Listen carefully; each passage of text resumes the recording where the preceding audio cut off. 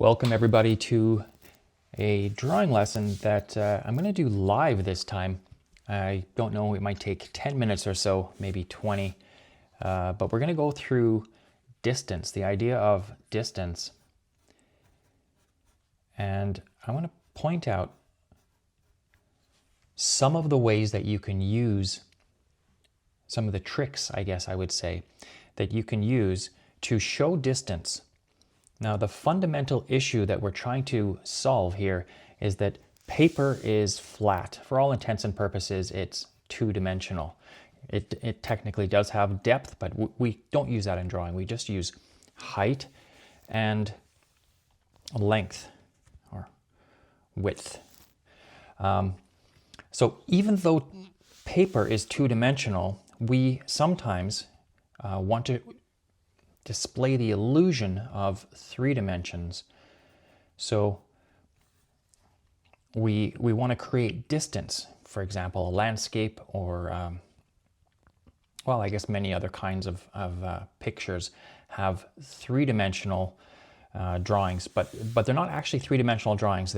It's the illusion of three dimensions. So I'm going to talk about 5 ways that we can use in order to show the illusion of 3 dimensions on a 2-dimensional surface. Now, some of these are going to be pretty intuitive, and you'll likely use them in your regular drawing, but some of them may not be. And hopefully there's going to be something here for everyone. So the first one, and I'll probably start with the easier ones, but the first one is scale. I'll just explain what it is and show you how to use scale. Scale is the idea that something has a size to it. Let's say I'll draw a person here. And scale is the size of something in relation to something else. So we can say that the head here the size of the head is in relation to the size of the hand. And we can judge actual size based on this. But it's also in relation to the rest of the image. So if I have my overall image here,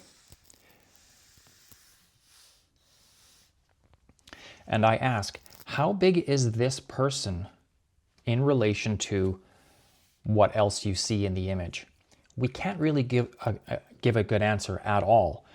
We don't know if this is a tiny person that's been shrunk to 1 centimeter or a giant, because we have no other reference or things to refer to in the image.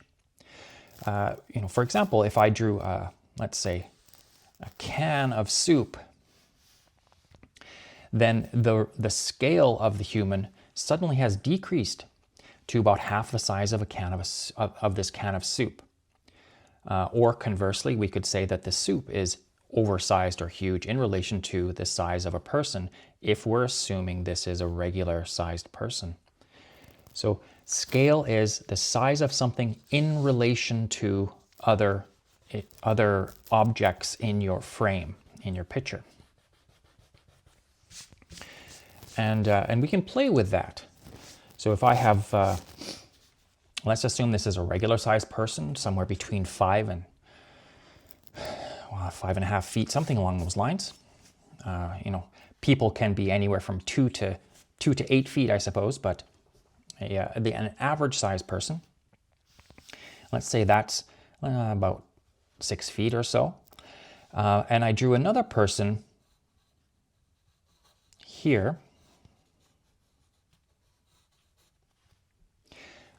Without anything else in the frame, we have to say this person and this person are on the same plane. They're equally close to us. Or that the person that is a smaller scale is further back. Or the person that is, well, yeah, I guess this guy would be further back. This one would be closer. That's one way to do it. But we need more information. And because things are judged in reference to other things, we can use that information to judge distance.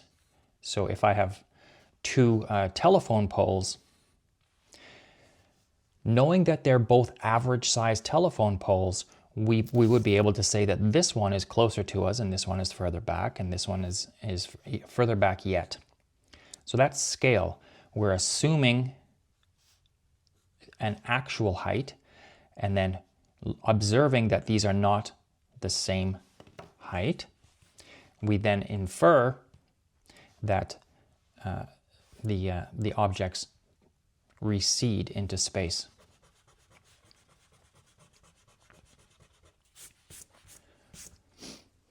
So how do you use scale then to show distance? Well, let's assume this is the horizon line. That's looking way off into the distance where the sky meets the ground. That's called the horizon line or the horizon. If this is a person and I have another person here, this will give the illusion of distance because we are assuming that these are average-sized people and therefore one of them is further back. So our brains are accounting for that difference in actual height, which would be just over 3 inches here and just under 1 inch here. Our brains would rather say that person's further back than to say that there is a small person here, like this tall. Okay, that's scale. I don't know how clear that was. I hope that was reasonably clear. The second way to judge distance is perhaps the best understood, the most easily understood way. And that is by having two objects overlap. Here's our person, and if I throw an object behind this person, like this, we could say that this person is and this object are overlapping because there's some common area here that I can't see this object, but I can see the person. So if this person were transparent, you might be able to see something like that. Two objects that are not overlapping just means that there's space between. But if two objects that are overlapping, like this or like this, in the case of overlapping objects, this one and this one, you would say that the object with parts obscured, so in this case the square, you can't see this part, and in this case the circle, you can't see this part of the circle. The one that is overlapped is farther back, it is receding. If there's no overlapping occurring in the case of this circle and this square, then you can't tell which one is farther back. But if they are overlapping, like this one appears closer, this one farther back, this one farther back, this one closer. And again, I just used a circle and a square here, so you wouldn't get any clues about scale like we do have a lot of clues with a person.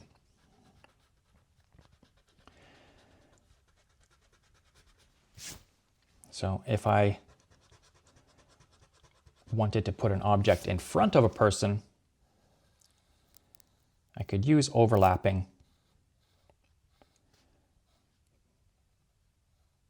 like this. And now this object appears to be in front of or closer to the viewer. So that's overlapping. That's reasonably easy to understand how that one works. To show distance.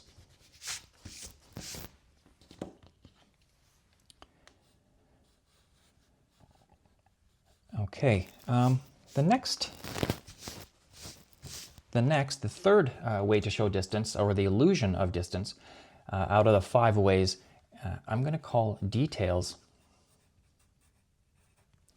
And the rule for details is that you have more details if closer, and you fewer, or you decrease the amount of details if farther away. Okay, we see this all the time, especially when we're drawing things that we're very familiar with. If you had let's say a head, and that was very close, this guy's right up to the camera, you're going to find details like eyelids and tear duct. You're going to see the pupil and the iris. You're going to see water lines. You're going to see bags under the eyes. Maybe if it's this close, you're even going to see individual hairs in the eyebrows and eyelashes. You're going to see a lot of details because this object is quite close. Whereas if I wanted to draw the same person farther back, this is the same person, I'm going to depict him farther back. At this distance, I might only be able to see some shading around the eyes and cheeks, under the nose, but I might not be able to see any individual details. I certainly wouldn't be able to see details in the eyes, or major anatomical details I might be able to see. Like I might be able to see a thumb, but not individual fingers, or maybe clumps of fingers, something like that. But certainly no details. And we use this idea all the time. If you had, let's say you had some plants, if you had some wheat, for example, you might see the individual pieces of the wheat, and you could see that the stalk, this amount of detail would let your brain know that this is quite close. Whereas something back here, you might just get a vague shape, and then something way off, you might not get anything, just a line. So more details if closer, fewer details if farther away. For the 4th way to show distance, we're going to use something called line weight. Now these next two, 4th and 5th, these are going to become a little more difficult, but certainly it's well worth learning about these. For line weight, we have the idea that thin lines equals farther away, and thick lines equals closer. Of the same kind of line, that is. So I guess you could probably use the wheat as the example, but if I drew just, for example, a thick line like that, if I wanted to draw that line farther back, the thickness of the line would decrease as that line got closer to the horizon line.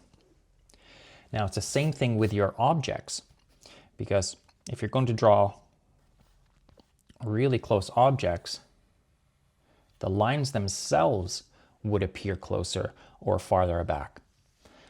So if you keep conversely, if you kept the same thickness of line throughout the whole drawing, that's going to destroy the illusion of distance. So what I really should be doing if I'm using lines, I mean, you don't have to use lines in your drawing. You could certainly do a drawing just with value. But if you are going to use thin and thick lines, then you should know that thick lines come forward and thin lines recede. And you're going to use all of these in combination with each other. So you're going to use scale and overlapping and thick lines. And when you put all these things together, you're going to have a much more realistic picture. But that is line weight. I don't see this one used very often, but it certainly is the case. Just like those telephone wires, that lines themselves have dimension, and we can use that dimension to manipulate and create distance in our drawings. And the last one is value range. Before I tell you how to manipulate value range to create distance, I will, just as a way of review, very quickly explain what a value range is. For every pencil, this one happens to be a number 2 or HB pencil, there is a darkest possible shade. That's pretty dark. It's not quite black, but on a scale from 1 to 10, we might call that a 7 or 8. And then we can get lighter into the 6, 5, 4, 3, 2, and 1. We can create a range of values. So between black and white, the value is all of the grays in between, actually including the white and the black as well. When you have very soft pencils, like this 8B, for example, our darkest values, actually very dark indeed, almost all the way to black, and we can get a fuller value range all the way to 1 again. Okay, so now with that understanding of value range, and I certainly have other videos on it that I would refer you to, with value range in mind, what you need to know is for close objects, things that are close to us, we have a wide value range. So it might be from 10 all the way to 0. We can see the whole spectrum from white all the way to black. Okay. And everything in between.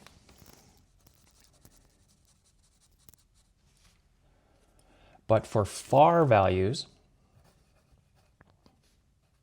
we have a narrow value range. So that might be something like 6, 5, and 4 on that same scale. So we don't get very, so I'll put it this way, we don't get darks, so no blacks, no dark, super dark grays, and we also don't get lights. Okay.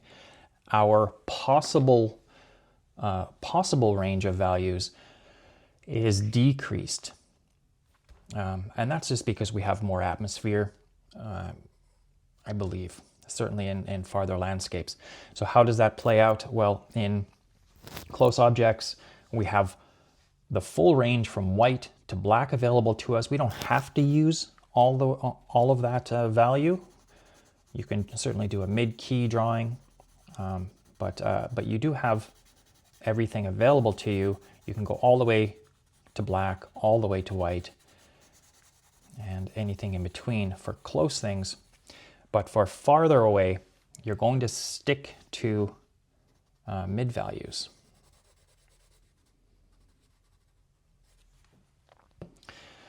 So that's pretty much, that's it. That's 5 different ways that you can manipulate distance.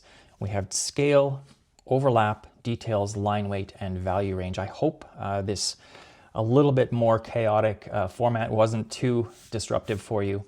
I did want to get this out in time. And if you have any questions, please do leave them in the comments. I'm happy to answer questions. And that's going to be it.